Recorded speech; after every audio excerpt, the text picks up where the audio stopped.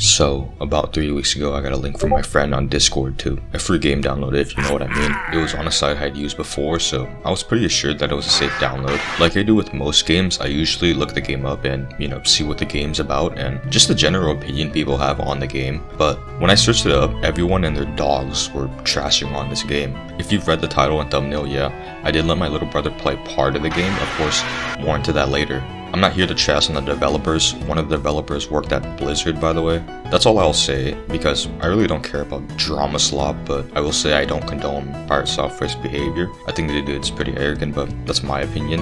He also worked at Blizzard. I don't think I mentioned that because he rarely talks about it. When I worked at Blizzard, I did that for Blizzard, 7 years, yeah. Blizzard. I used to work at Blizzard Entertainment.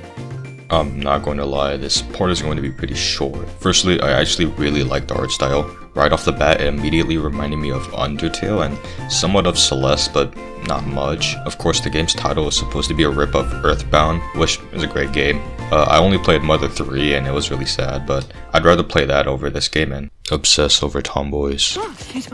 We do not care. I really like the sprites and the graphic details of this game, and atmospherically, it's honestly pretty good, but there's some parts that aren't great. I just feel like even though it has good details, some areas just feel like they're a little empty.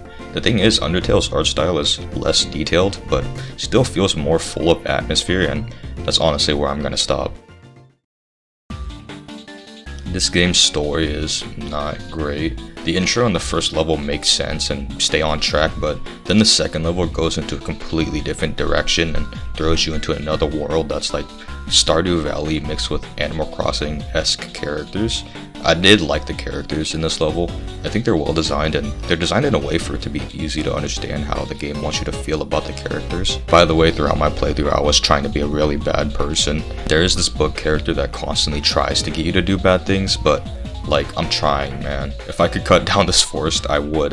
The controls are honestly fine. You walk around and interact with things, though there's no menu or any inventory UI, so you can't see what you've collected. Instead, when you save, there's an option to rest and it brings you back to your room to see what you've collected. I think that's a pretty cool idea, but it's honestly not executed that well because you can't see the exact socks you've collected. Yes, you collect socks, and you can't really tell if you've missed any collectibles because the game isn't finished. I was going to put this point in the alright section, but this game came out on December 25th, 2018, which is almost 7 years ago, and my playthrough of the game lasted about an hour and some change. The developers worked at Blizzard, by the way. My brother is almost the same age as this game, and the thing is, a lot of that time was drawn out. I wanted to quit about 40 minutes in while I was staring at my character stamping mail for 2 minutes straight.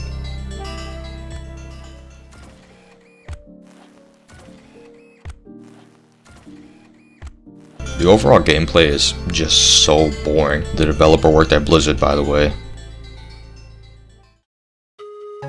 So the game starts you out with Lore, at home.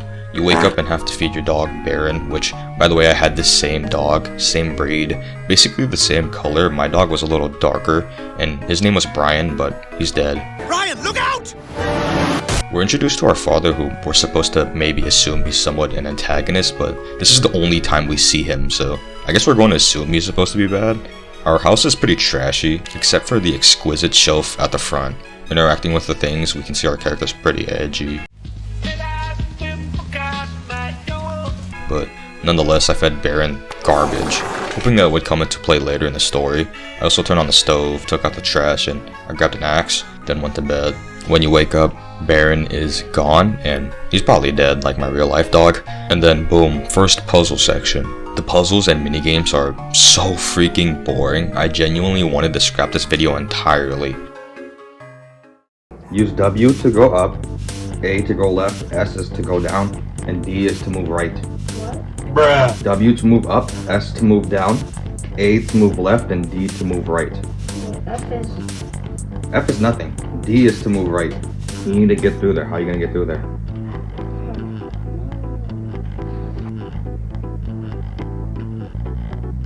You can't push it that way, right?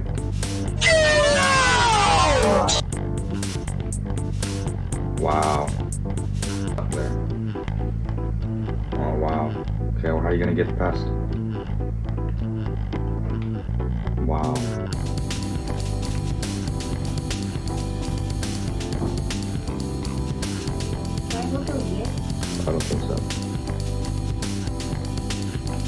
can't push those? Maybe turn it off.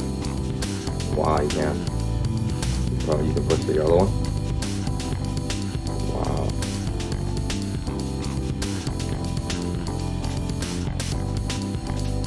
Wow. What do you do? Just soft. It was on already. Why'd you turn it off?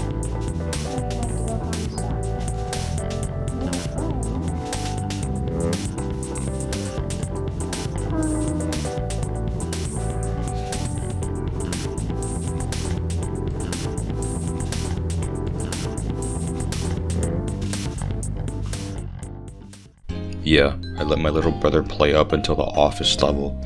I did have to help him with the boss because it's not that he doesn't know what to do, it's that he can't do it. He's never held a mouse before. This is definitely one of the more subjective points, but I think that difficulty can tie in with enjoyment of a game. Games that are artificially too hard, like making enemies do a lot more damage and have a lot more health, are really exhausting to play because they're the same enemy just absurdly stronger. I think Sifu did their difficulty level amazingly. Master difficulty makes the game a lot harder, but in a very interesting and more natural way.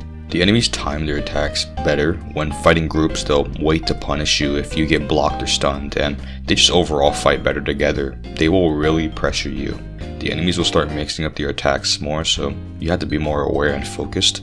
For bosses, they are stronger and have more health, but it always feels fair because as you learn the core mechanics of Sifu, then you get better timings, you punish better, and you'll naturally start to flow with your attacks. And Master difficulty is really the actual difficulty you should be playing. Cuphead is hard but fair too. I'm not gonna lie, there are definitely some parts in Cuphead that don't feel fair at all, but the majority of the game is fair, and when you take damage, you know you made a mistake and you gotta work on that.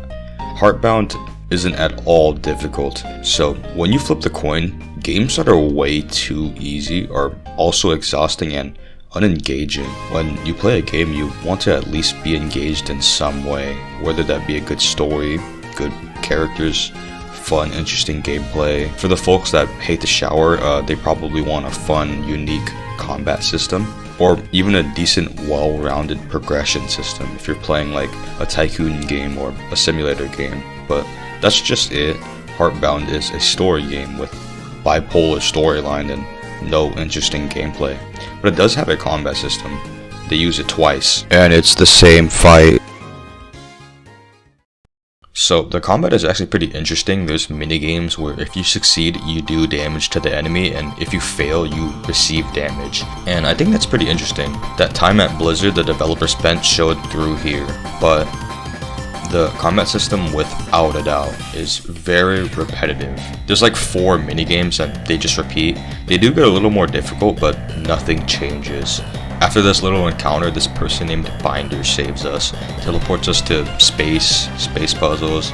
Then you get this book, It's Evil or something. It goes on about how you were cruel to Baron, which, yeah, I fed him garbage. Then you fight the same enemy, and I'm gonna be honest, this is where I realized the game sucks. I'm gonna speed through the story quicker. First level, boom, office, worker, drone, sheep stuff. We're locked in a room and there are notes around the room, but I'm not gonna lie, I just put in 7 ones in the pad and it opened. Because honestly, the puzzle is pretty bad. You have to go around doing things in the area and it's super boring. There are camera burbs, yes, that's what they're called, going around trying to catch you, and when they do, they just send you back to the beginning. I lied to the red liquid binder thing and said I didn't find the book because, again, I'm trying to be the bad guy. It was just lunch rush minigame, which really sucked. Like, this game only gets more boring. You have to go around and find 5 ducks. I played in simple how to stop playing and take a break. This game is so freaking boring. After I found the ducks and gave it back to the guy, we go to the mail room.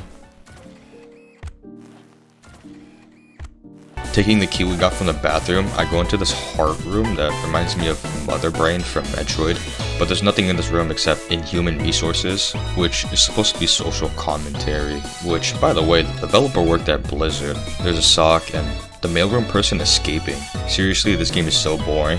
We get promoted to manager and take the elevator sideways because, oh, you don't climb the corporate ladder, you just side grade. I'm sure if you were 6, then yeah, this would be a revelation. And more running around doing tasks. This game is all the worst part of RPGs, even though it's barely even an RPG. There's a lot of roaming, a lot of backtracking, and You do a lot of small menial tasks for NPCs, but you don't even get rewarded. It's just so boring. Throughout the manager section, we do get some backstory to our character and learn that our mother is actually the antagonist, and our father was more of like a neutral but neglectful character. And the boss is just going to be our mother, isn't it? I was actually pretty happy to finally fight a different enemy, but...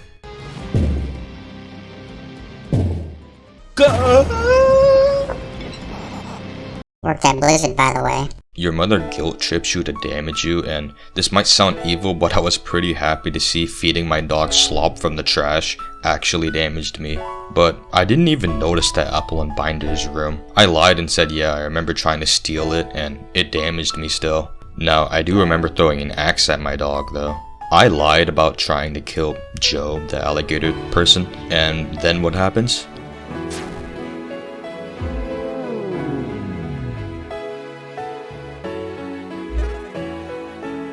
Our dad is sad, and then we see our dog, but nope, onto the next world. By the way, I checked out another video to see what would happen if you chose the right options, and they basically got the same outcome I did, and I chose all the wrong options, so it didn't even matter. We're also 3 worlds, but the third world is literally nothing. It ends a minute after it begins. The second world is that Stardew Valley world with the Animal Crossing anthropomorphic characters. I think the characters are actually pretty interesting. They're complex enough to understand how they live and what goes on in their daily life. I also tried being the bad guy here, and they try to make you feel bad for doing the wrong thing, but I don't see the characters again after I finish the sections, so why am I supposed to feel bad? Yeah, I do feel a little bad that the cougar doesn't get to express their feelings to the doe character, but I never see them again anyway. The book gaslights your behavior, implying that you didn't do the right thing, but honestly it's up to your interpretation whether you're right or wrong, because this game isn't finished, and I don't know whether to feel bad about what I did or didn't do to help the characters. You get hit by an armadillo, he feels bad, runs away. Ramul, the rabbit, he gives you a pocket watch, and you go on a journey to fix it. You see the armadillo again, and he's sulking in his mistake. When you go to get his attention, he hits you again, and I really wanted to fight him, but the book is like, nah, you'll have another excuse to fight him later. Which the book consistently tries to get us to do bad things, except right now. We follow him into a cave to find a sunstone to repair the watch, and we literally have the perfect opportunity to kill him. He injures himself and we're alone in a cave, like we have the chance to hurt him back. So why are my only options help him or don't help him? How about beating him over the head with a rock?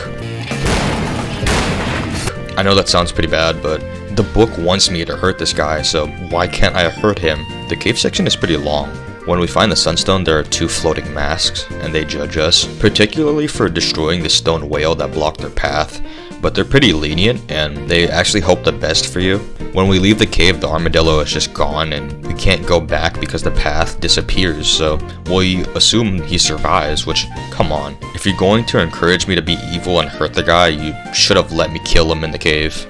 After this is where we meet the doe I was talking about, Fern, the one the cougar has feelings for.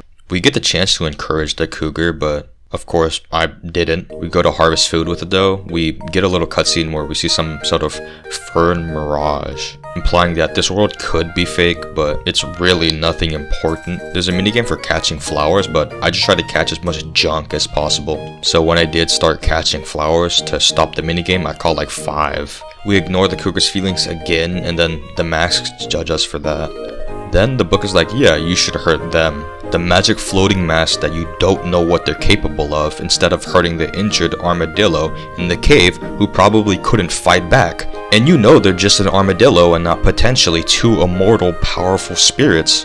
Then the cougar is friend-zoned by the doe, which, I'm not gonna lie, I know that I was supposed to have the cougar open up more, but I personally feel like it realistically wouldn't have made any difference anyway.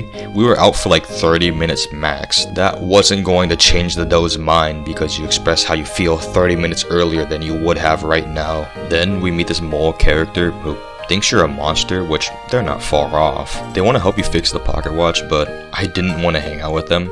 The game really wants you to hang out with them though, but I persisted and then they disappear. So I did look up a video to see what would happen if I were to chill with the mole, and there actually is a lot I did miss out on, which no wonder they really wanted you to chill with the mole.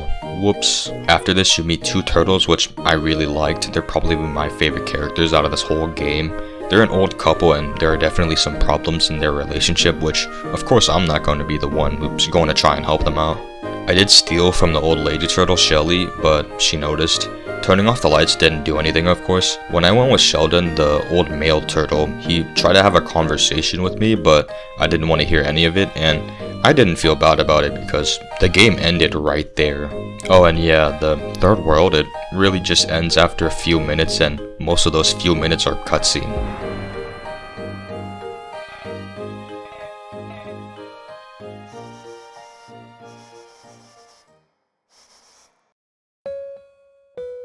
So to conclude the video, if this is somehow the only video you watch about this game, I honestly think I covered enough that you're not missing out on any of the story except for the mole. But yeah, I'm not joking, almost 7 years of development, and this was all the story was. If you have already watched other videos on this game, they'll probably have the same sentiment I do, which is, yeah, don't play this game or even consider playing this game anytime soon, or even at all. I don't think they can update the game with anything that'll make the game worth playing anytime soon.